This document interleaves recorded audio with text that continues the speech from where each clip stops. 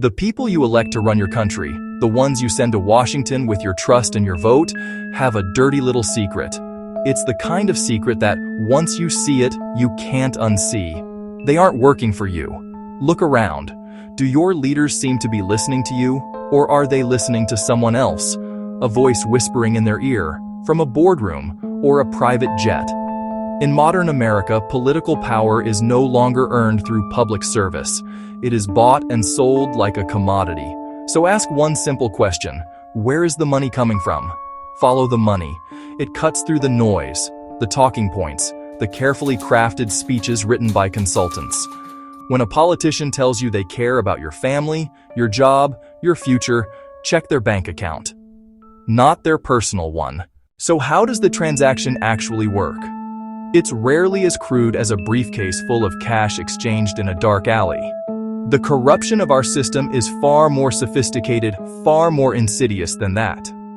It happens in plain sight, dressed up in the language of access public-private partnerships. A massive corporation wants a regulation killed one that might cost them a few $billions, but would keep your air or water clean. So they hire a team of lobbyists, often former congressmen, senators, who are old friends with the people still in power. They're a club, and you're not in it. These lobbyists don't just argue their case. They funnel a river of cash into campaign accounts. These donations are the entry fee. Once the money is paid, the doors swing open. Suddenly, the company's CEO gets a private meeting with a committee chairman.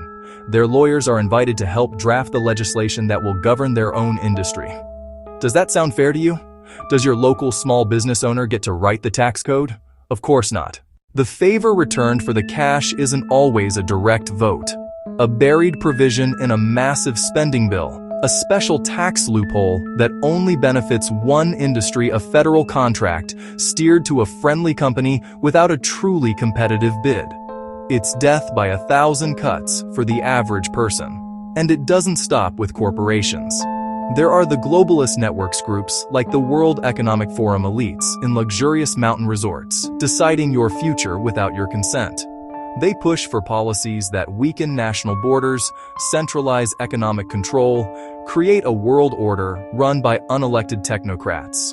The politicians who play along are rewarded.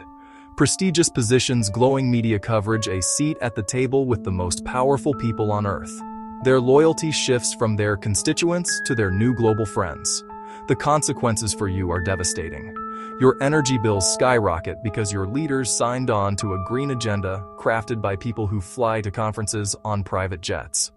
Your food becomes more expensive because regulations benefit massive agricultural conglomerates over the family farm. You're told there's no money for veterans' health care. But there are always billions for foreign wars and billions for climate initiatives pushed by the donor class. They have sold your interests, your security, and your future to the highest bidder. It's a betrayal of the most fundamental promise of a democratic republic. This problem goes far beyond a single corrupt politician or a greedy corporation. What we are witnessing is a coordinated effort to shift power away from citizens and nations and into the hands of a small, unaccountable global elite. These are the people who believe that the very idea of a nation-state, a place with borders and a unique culture and interests, is obsolete. They want a world without those things, a world run by them. They meet in places like Davos and Brussels to coordinate their plans, and they use their immense wealth to ensure that our leaders fall in line. The picture is grim. It can feel hopeless. The people in charge seem to have all the money, all the power, all the institutions. They want you to feel discouraged. They want you to give up and retreat into your private life. But that is the last thing you should do. Their power, as immense as it seems, has a fatal weakness. It depends entirely on our ignorance and our consent. The moment we stop being ignorant and withdraw our consent, their entire house of cards begins to wobble. The power is still, in the final analysis, with the people, if we choose to use it. So what do?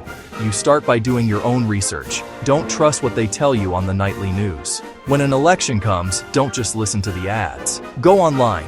Websites like OpenSecrets.org allow you to type in any politician's name and see exactly who their biggest donors are. It takes 5 minutes.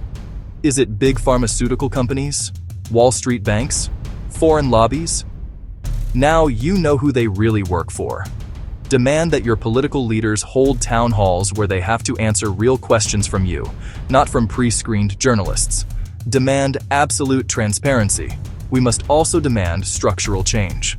The revolving door between Congress and K Street lobbying firms must be welded shut. There should be a lifetime ban on lobbying for former members of Congress. Is that a radical idea? It's not. It's common sense. If you go to Washington to serve the public, that should be your only goal, not auditioning for a future payday. We must push for campaign finance systems that empower small donors and dilute the influence of massive corporations and billionaires.